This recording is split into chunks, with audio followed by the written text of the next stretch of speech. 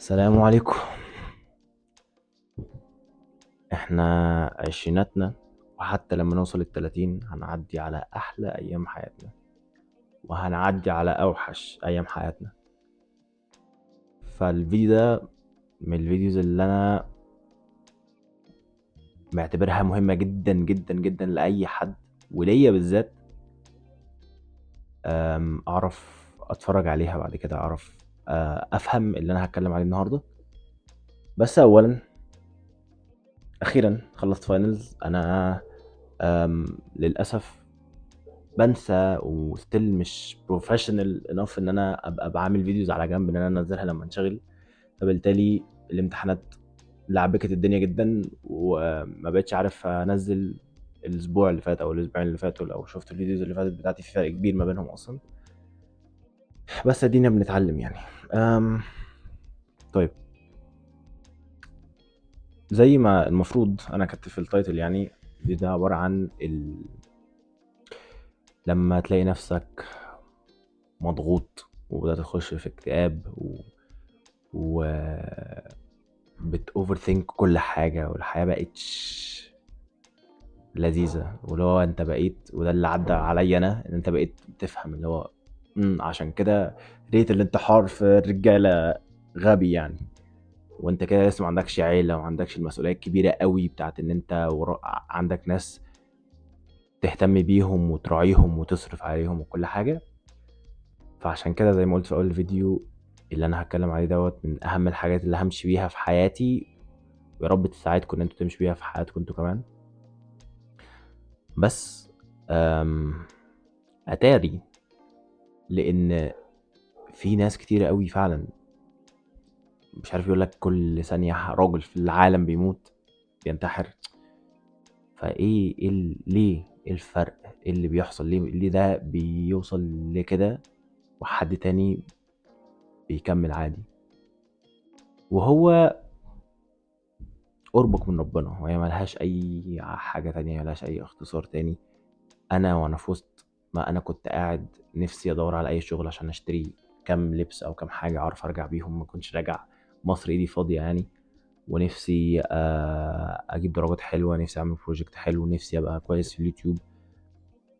وفجأة الحاجات كلها بدأت تبوظ قدامي وكنت انا اشتغلت شوية، بس كنت بشتغل دليفري بعجلة.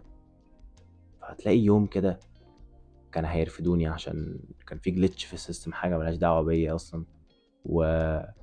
ووقعت بالعجلة، ومش عارف البروجكت بتاع الجامعة مش شغال، ومش عارف اذاكر مثلا، ولا مش عارف اظبط حاجة. وايا كان بقى ضغط جايلك من ايه، ومثلا مشاكل البيت وحياة، كلها كلها كلها عليك. الناس اللي مش قريبة من ربنا بتلجأ للموقف ان انا عايز كل حاجة، بس عايز كل حاجة توقف. وانا بقرب جدا وبركز جدا في اي علامات ممكن تجيلي، بحيث ان ربنا بعتها لي. اي علامات اللي انت تحس اللي هو ايه ده، ايه الهبل ده، سبحان الله، دي ولا كأن علامة جاية لي انا مخصوص. فانا وانا بصلي انا بركز جدا، بالذات في العلامات اللي انا بصلي، عشان بحس ان هي فعلا دايركتلي من عند ربنا. مع ان تبقى غلط، انا كده ساعات بكون بسرح في حاجة غير الصلاة، بس ستيل سبحان الله جات لي حاجة افتكرتها. كان زي خطبة أو حاجة كان الشيخ شعراوي قالها، كأن ربنا بيتكلم معاك. كان بيقول لك: يا ابن آدم خلقتك للعبادة فلا تلعب، وضمنت لك رزقك فلا تتعب. اوعى تفتكر تتعب يعني بجوارحك، تتعب بقلبك وتنشغل بيه. انت الجوارح تعمل والقلوب تتوكل. الجوارح تعمل والقلوب تتوكل. فاللي هو وده برضو مع برضو آيات مع القرآن وكل حاجة اللي أنا بحاول. أنا دلوقتي في الجيرني بتاعت إن أنا بحاول أفهم ديني على قد ما أقدر. فأنت لما تلاقي آيات من القرآن برضو جاية بتقولك إن أنت بمعناها يعني، إن أنت العالم كله لو اجتمع إن يضرك في حاجة، فمفيش حاجة هتحصل لك إلا اللي كاتب ربنا كاتبه لك. ولو العالم كله اجتمع عشان يفيدك بحاجة، يديك حاجة، فهي مفيش حاجة هتجيلك إلا اللي ربنا كاتبه لك. فانت الحاجة الوحيدة اللي عليك انك تستحمل وتسعى. كل الاوفر ثينكينج، كل الضغط، كل التوتر، كل اللي مش عارف تنام، مش عارف تبطل تفكير، مش عارف تبقى مستريح، مش عارف تبقى كل الحاجات دي عدم ثقة في اللي ربنا كاتبهولك. ودي انا اتعصبت من نفسي فيها. هل انت مش واثق من اللي ربنا كاتبهولك؟ انا على طول كنت قاعد بفكر انا لما اتخرج حاسس انا مش هلاقي شغل. انا دلوقتي صحابي كلهم بيلاقوا شغل وانا مش عارف الاقي شغل في المانيا، مع ان المفروض الشغل كويس. انا ليه مش عارف الاقي شغل؟ وقاعد بتوتر، وقاعد نفسي اروح واجي واتضايق واقعد اوفر ثينك واشوف طب ايه الهبل ده.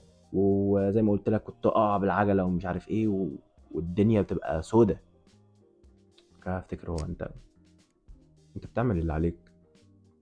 انت خايف بقى انك ما يجيلكش فلوس، خايف ان انت ما يبقاش عندك صحاب كويسة، خايف ان انت ما تلاقيش كل ده رزق، خايف ان انت ما تلاقيش البنت اللي ممكن تتجوزها لصالحة، ده رزق. فانت كل الحاجات دي ربنا كاتبها لك وربنا مديها لك، واللي عليك انك تسعى وتصلي وتدعي وبس. وعارف الحاجة الوحيدة اللي انت محتاج تتوتر فيها، الحاجة الوحيدة اللي انت محتاجة تبقى شاغلة بالك، ودي اللي هي شاغلة بالي دلوقتي يعني، هي علاقتك بربنا. دي الحاجة الوحيدة اللي محتاج تأوفر ثينك فيها وتشوف هو ايه الهبل ده، انا ليه مش بحفظ قرآن؟ ايه الهبل ده، انا ليه؟ ودي من المشاكل اللي انا فيها دلوقتي. ليه انا عمري ما قريت مثلا المصحف من اوله لاخره؟ ليه انا مثلا مش بصلي السنة بتاعت الصلوات؟ او اوحش، ليه مش بصلي كل الصلوات اللي في اليوم؟ دي الحاجة الوحيدة اللي انت محتاج تشتغل لها. وزي ما في آية بتقول بما معناها برضو يعني، اللي هو ان الكفار لما بيخشوا النار او هما بيتحاسبوا او ايا كان، ومش الكفار يعني ايا كان الناس اللي تخش النار، بيقول لك ايه؟ يا ليتني عملت لحياتي، يا ليتني عملت لحياتي وهو عايش. انت متخيل يعني ايه؟ يعني انت دي مش حياتك، دي الدنيا، دي حاجة كده، تست حاجة كده يعني، دنيويا على الماشي، بس بالنسبة للآخرة هي تست. هي حاجة كده، انت بتكسبيرمنت في الأول في الآخر. يا لهوي دي حاجة وحشة قوي، غريبة. يا لهوي دي حاجة حلوة قوي، كويس. يا لهوي ده مش عارف ايه اللي حصل. ودي أكتر حاجة من الحاجات اللي أنا خايف منها، إن حد مات. ماشي، دي اكسبيرينس من الدنيا، دي اكسبيرينس انت بتعدي بيها، ودي سنة الدنيا أو تقريبا اسمها كده يعني. فدي الحاجات الوحيدة اللي محتاج تبقى شاغلة بالك. انت محتاج تصحى الصبح، ودي حاجة من الحاجات اللي هنتكلم فيها الفيديو اللي جاي. محتاج تصحى الصبح وبدل ما تبص على تليفونك وتفتح تيك توك وتفتح مش عارف ايه وتفتح انستجرام وتشوف مين بعت لك وتشوف مين رد عليك ومين ما ردش عليك، تفتح الصبح تقول يا الحمد لله ما فيش اخبار وحشة جدا، الحمد لله ما فيش حد مات، ما فيش حد حصل كذا، نبدأ يومي بقى.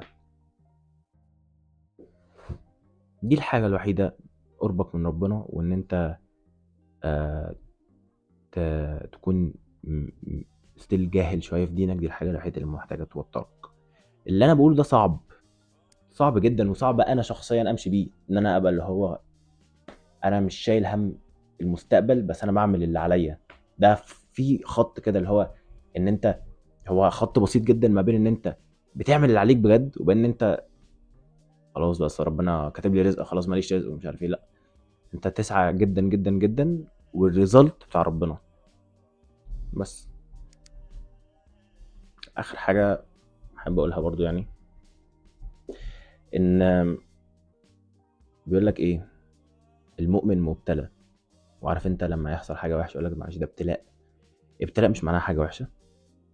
انا اظن اتكلمت على حاجه زي كده في فيديو من الفيديوهات بتاعتي، بس استلاح افكرك يعني. ابتلاء مش معناها حاجه وحشه، ابتلاء معناها اختبار.